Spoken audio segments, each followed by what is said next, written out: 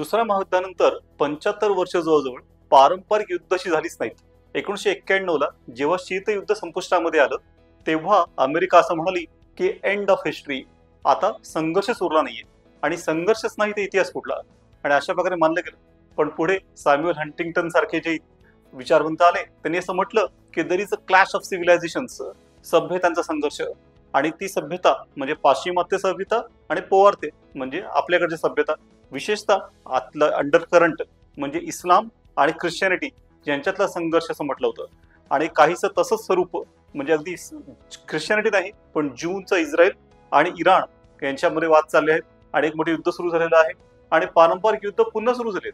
असं वाटलं होतं ते होणार नाहीत. मधल्या काळात तर खूप नवीन विकसित शस्त्र झाली, ड्रोन झालेत आणि ती माहिती नव्हती कशी वापरतात, पुन्हा सुरू झालेत. व्हायला नको होतं खरं तर.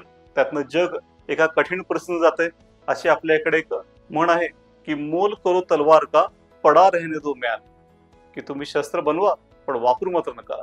आता हे वापराची कुंकू कुठे घेऊन जाते बघूयात.